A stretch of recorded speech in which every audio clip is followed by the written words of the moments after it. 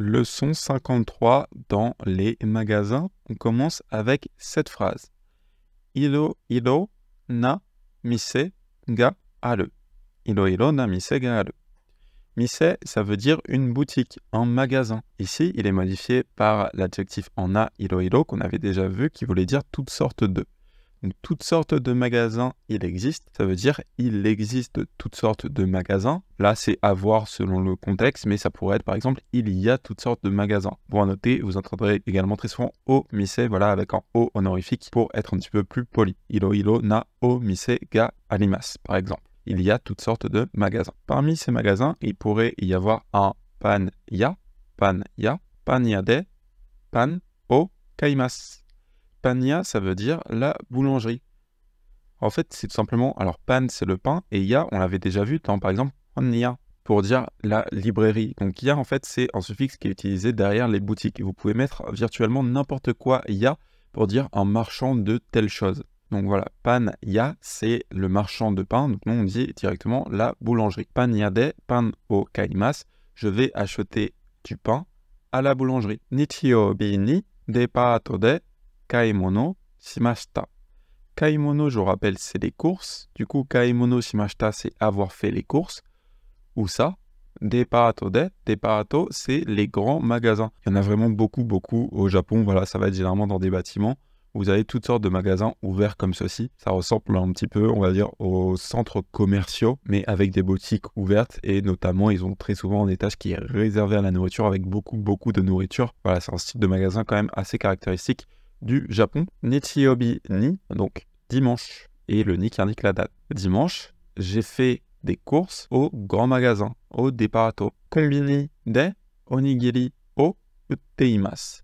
Utteimasu, c'est le verbe uru qui veut dire vendre. Il est ici à la forme en t, on passe donc de uru à ut, et on a collé imasu, qui est l'auxiliaire iru, qui est à la forme en mas. Donc utteimasu, être en train de vendre. Vendre quoi? Vendre des onigiri. Où ça? Au kombini. Au kombini, ils vendent des onigiri. Alors vous voyez que nous, on serait obligé de passer par un pronom ici comme il ou quelque chose.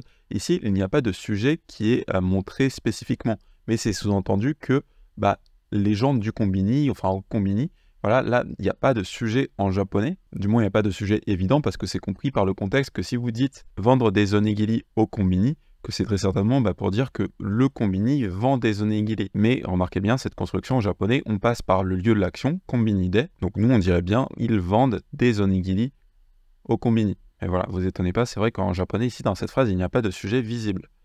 On a kombini de qui est la limite de l'action, onigiri o qui est l'objet de l'action, on a utteimasu qui est vendre au présent continu parce qu'ils sont en train de vendre. Actuellement, ils vendent toujours. Donc c'est pas pour dire que littéralement à l'instant T, ils sont en train de vendre, mais c'est pour dire qu'ils sont disponibles à la vente au moment où on parle. Nous en français, on dirait directement ça au présent. Ils vendent des onigiri au kombini. Yasai no uriba wa doko desu ka? Uriba, c'est le point de vente. C'est en fait une construction qu'on a déjà vue, notamment en fait avec mono. À chaque fois qu'on disait tabemono no mimono, on passait par la laine yoke et on collait en nom. Et en fait, ba, je ne sais pas si vous vous en rappelez, mais on l'avait vu dans kojo ou dans koba, qui voulait dire une usine. Et littéralement, ba, ça veut dire en endroit. Donc uriba, ça vient justement de notre verbe uru, qu'on a passé à sa laine yoke, donc s'artigeant i, ça devient uri, et on dit uriba, donc le lieu de vente, ou on dirait le point de vente. Vous voyez que c'est une construction en fait qu'on avait déjà vue, qui nous permet de débloquer assez facilement en nouveaux mots. Uriba, c'est le point de vente. Yasai, je vous rappelle, ce sont les légumes, donc yasai no uriba, le point de vente des légumes. Wa, en ce qui concerne doko desu ka, où est-il? Où est-il? Doko, je vous rappelle, c'est où. Soit qu'on peut répondre asoko desu. Asoko, ça veut dire là-bas. Asoko, ça veut dire là-bas. Et en fait, ça appartient à notre tableau qu'on a vu jusque-là des différents pronoms. Par exemple, on avait vu kochira, sochira, hachira et dochira pour exprimer la direction. Et bien, pour indiquer le lieu, on va pareil pouvoir passer par des pronoms. Il y a koko, soko, asoko. Attention, petit piège ici, c'est pas ako, c'est bien asoko, c'est une petite exception, voilà, et doko. Donc littéralement, koko, ça veut dire ici, proche de vous. Soko, ça veut dire là, proche de la personne à qui vous parlez. Asoko, ça veut dire là-bas. Et doko, ça veut dire où ça. Maintenant, en japonais, on l'avait vu, on peut passer en fait par la direction plutôt que par le lieu pour être plus poli. C'est-à-dire que koko, ça veut dire ici, mais peut-être qu'en employé de magasin, quand il vous parlera, il utilisera kochira pour être plus poli. Parce que plutôt que de dire ici, on va dire par ici, c'est un petit peu plus indirect et ça permet de rendre le tout un petit peu plus poli. Donc voilà, le sens de base ici, kochira, sochira, achira, dochira, c'est la direction. Mais par extension, ça peut également désigner soit un lieu, soit une personne, soit un objet. Parce que ça rajoute un petit peu un côté indirect. Nyokumamu wa shoyu no kona ni arimasu. Alors, nyokumamu, c'est la sauce vietnamienne. Je ne sais même pas comment ça se prononce exactement en français. Nyok Nyam, je ne sais pas. Quelque chose comme ceci. Donc, il y a une sauce vietnamienne. Concernant le Nyok Nyam, shoyu no kona. Kona, ça vient de corner, voilà, en anglais. Et ça veut dire le coin ou du coup le rayon. Donc, shoyu no kona, ça veut dire le rayon de la sauce soja. Le rayon de la sauce soja. Voilà, en japonais, on ne va pas avoir un rayon sauce, on va avoir un rayon sauce soja parce que c'est vraiment en condiment de base ici. Ni arimasu, donc ça nous indique où est-ce que l'objet existe. Shoyu no kona ni arimasu, il existe au rayon des sauces soja, donc il se trouve, nous on dirait il se trouve au rayon des sauces soja.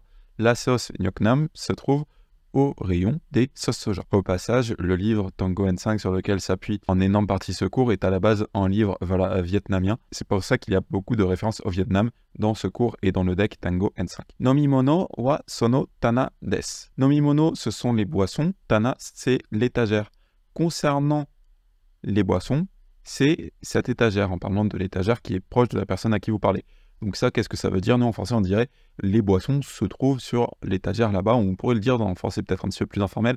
Oh, les boissons, c'est l'étagère là-bas. Ou plutôt, les boissons, c'est l'étagère ici. Ça dépendrait un petit peu. En français, le mot utilisé n'est pas forcément évident. C'est l'étagère qui se trouve à côté de la personne à qui vous parlez. Kombini de copie selu. Copie, ça veut dire une copie, tout simplement. Donc, copie selu, c'est copier. Où est-ce que l'action se passe? Au kombini.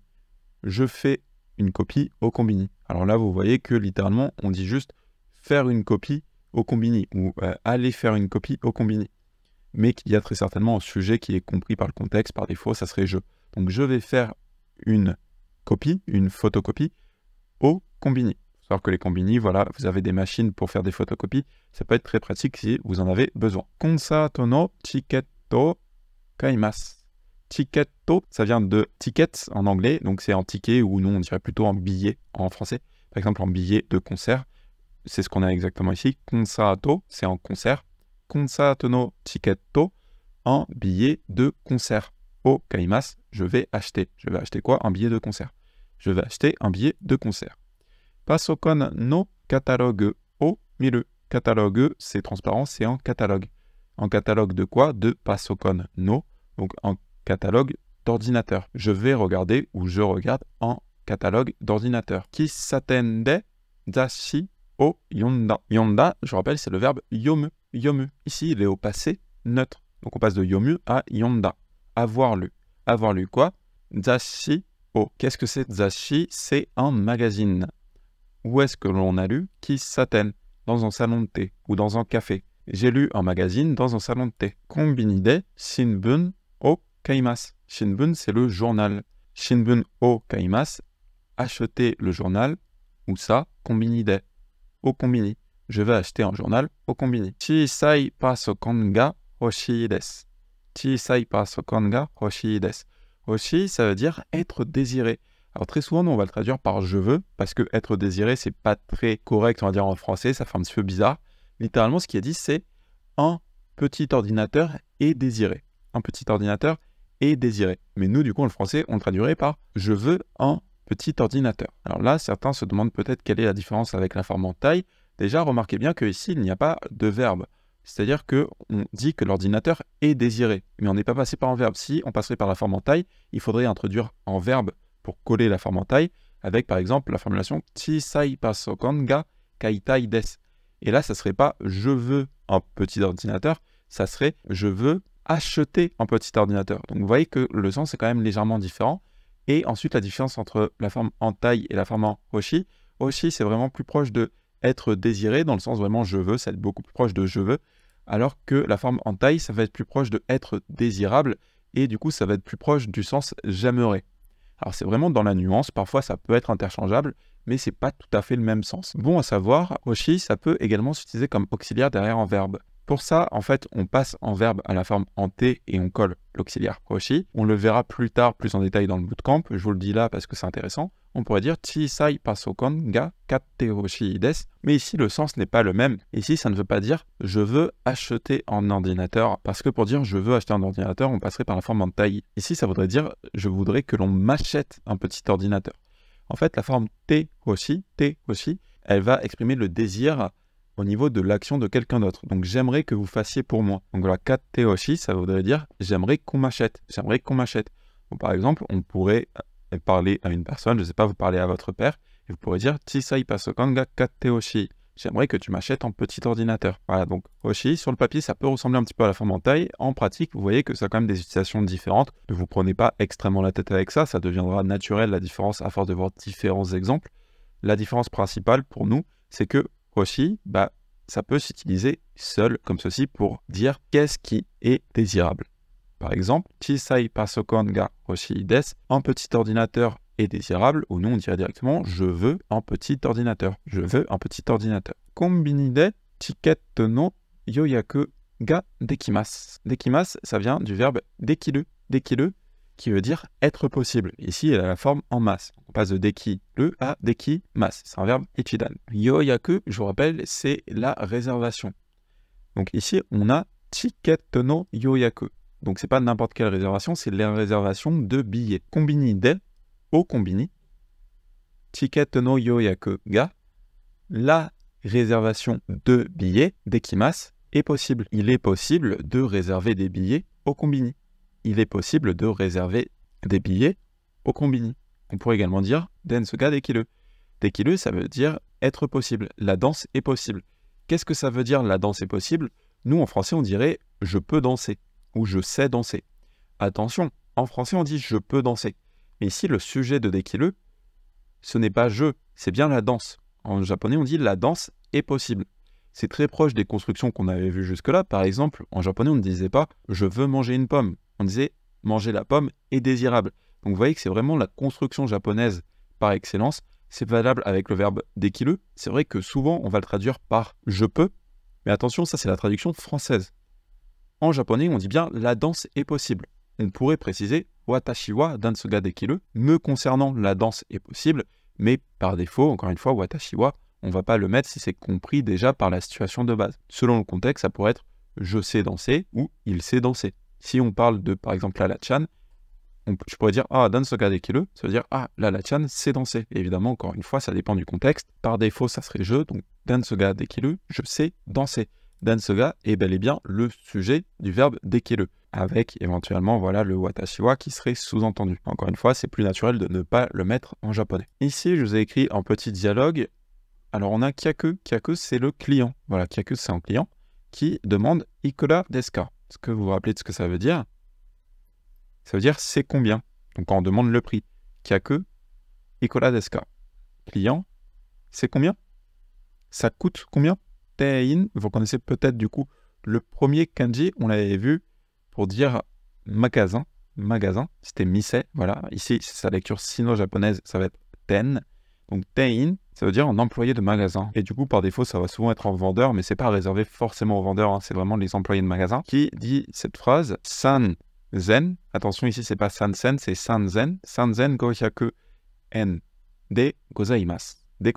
Qu'est-ce que c'est que ça, que ce de gozaimasu? Il faut savoir que voilà, le japonais, ça repose vraiment sur plusieurs niveaux de politesse. On l'a déjà vu. Nous, on a surtout vu la forme neutre et la forme polie. Il faut savoir qu'au-delà, il y a également du japonais honorifique qui est encore plus poli et que même en fait parmi cette pyramide, en fait ça c'est une pyramide simplifiée. C'est-à-dire que dans le langage poli, il va y avoir un langage, on va dire poli plus et un langage juste poli. Enfin voilà, c'est pas juste poli ou neutre ou honorifique. Vous avez vraiment différents niveaux. C'est assez complexe le niveau de politesse en japonais. Et il faut savoir que de gozaimasu, c'est une formulation polie de dire des. Le sens est le même, c'est encore plus poli, c'est-à-dire que dans la vie de tous les jours, vous n'allez pas utiliser de gozaimasu. Ça fait vite samouraï, en fait c'est un vieux verbe, c'était le verbe gozaru, voilà, qui est souvent utilisé par les samouraïs. Mais à l'heure actuelle, l'expression de gozaimasu est pas mal utilisée en fait comme des de façon plus polie. Donc ça sera assez fréquent d'entendre soit des employés, soit par exemple des annonceurs à la télé. Voilà, passer par ce de gozaimasu à la place de des, ça permet de rendre le tout un petit peu plus poli. Techniquement, c'est pas honorifique, c'est juste poli, mais voilà, c'est une notion quand même un petit peu plus soutenue que juste des. Vous n'avez pas forcément à apprendre, vous, à l'utiliser pour le moment, le de gozaimasu. Retenez juste que voilà, si jamais un employé vous dit de gozaimasu, c'est l'équivalent de des. C'est bon à savoir si jamais vous faites un voyage au Japon. 3500 yen de gozaimasu, c'est 3500 yens, ou en français on pourrait dire ça fera 3500 yens. Tein, donc donna kamera o sagashi desu ka. O sagashi desu ka, ça veut dire, ici je vous ai mis cherchez-vous, cherchez-vous. Alors en vrai, on pourrait rentrer en détail dans cette formulation. Ici en fait on a en o, honorifique, on a déjà croisé plusieurs fois. Sagashi, ça vient du verbe sagasu qui veut dire rechercher. Ici il est latigeant i à la laine yoke et on pose desu ka, donc c'est en fait une nominalisation suivie voilà, de desu ka. Est-ce que vous êtes? Mais pour le moment, on ne va pas s'y attarder. Retenez juste que voilà, en japonais, on a ce neutre, ce poli honorifique. Et là, en l'occurrence, osagashi desu ka, ça serait non pas juste poli, mais ça serait honorifique. Et typiquement, en employé de magasin, quand il parle en client, il utiliserait cette formulation. Ça sort du contexte du JLPT N5. Je vous le dis juste ici. Pourquoi? Pour si jamais vous allez au Japon et vous rentrez dans un magasin, que vous compreniez, si jamais on vous pose cette question, voilà. Osagashi desu ka, ça veut dire cherchez-vous ceci. Donc donna kamera, donna, ça veut dire quelle sorte de. Je vous rappelle, c'est quelle sorte de, on l'avait déjà vu. Donna, quelle sorte de, kamera, appareil photo. Quelle sorte d'appareil photo, cherchez-vous. Quelle sorte d'appareil photo, cherchez-vous. C'est une expression que je vous invite pour le moment à apprendre par cœur. Une fois que vous aurez vu quelques formulations comme ça de japonais honorifique et que vous aurez un petit peu plus d'expérience en japonais, vous pourrez explorer exactement comment c'est formulé. En vrai, c'est pas forcément compliqué, c'est juste que c'est un petit peu trop avancé pour nous, là où on en est. Ça sert pas à grand chose de le voir dès maintenant. Concentrons-nous sur le japonais déjà neutre et poli. C'est déjà suffisant pour notre niveau. Pour les plus curieux, je vous laisse dans la version écrite du cours en lien vers l'article Wikipédia qui parle du keigo, qui est ce langage honorifique. Mais je vous invite à pas trop vous prendre la tête avec ça à notre niveau actuellement. Ensuite, on a kyaku, donc le client. Ano kamera o misete kudasai. Misete kudasai, c'est la forme en te kudasai du verbe miseru, montrer. Vous voyez, c'est assez proche de miru. Miru, c'était voir. Ici, on a miseru, qui va être montré. Donc ici, la différence, c'est quoi? C'est que c'est pas voir, c'est montrer. On s'appuie sur le même kanji. Vu que le sens de base est un petit peu le même, on peut les voir comme paires. Miru, voir. Miseru, montrer. Voilà, ça fait une petite paire. Voir, montrer. Donc ici, c'est quoi? Ano kamera o misete kudasai. Montrez-moi cette caméra, s'il vous plaît. Montrez-moi cette caméra, s'il vous plaît. Ce à quoi l'employé pourrait répondre kashikomarimashita, qui veut dire entendu. Ça, vous pouvez l'apprendre, c'est une expression qui veut dire entendu. Voilà, j'ai compris. Kashikomarimashita, compris. C'est une formulation assez polie que les employés, généralement, répondront quand ils acceptent votre demande. Et ensuite, shosho omachi kudasai, pareil, vous l'entendrez très souvent. Shosho, ça veut dire un petit peu. Et omachi kudasai, c'est une formulation polie pour dire veuillez attendre, s'il vous plaît. Donc, shosho omachi kudasai, c'est une formulation polie de dire veuillez patienter un petit peu. C'était la leçon 53 dans les magasins. On a vu notamment les pronoms koko, soko, asoko et doko pour indiquer les lieux. On a vu également qu'en japonais, il y avait plusieurs niveaux de politesse, ce qui fait que le japonais parlé dans les magasins à des clients est légèrement différent du japonais parlé dans la vie de tous les jours parce qu'on parle en japonais honorifique. Pour le moment, vous cassez pas trop la tête avec ça. Voyez juste les formulations classiques dans les magasins. Vous pouvez les apprendre par cœur à ce niveau de votre apprentissage si jamais vous prévoyez de faire un voyage au Japon. Et vous pourrez revenir plus en détail sur ce qu'on appelle le japonais honorifique ou le keigo quand vous aurez plus de niveau en japonais. On a également vu une forme super intéressante qui était la forme hoshi qui veut dire être désiré. Hoshi, nouvel adjectif en i qui veut dire être désiré. Ça permet d'indiquer qu'est-ce que vous voulez. Par exemple, pasokon ga hoshi, un ordinateur est désiré. Nous, on dirait directement je veux un ordinateur. C'était la leçon 53 dans les magasins.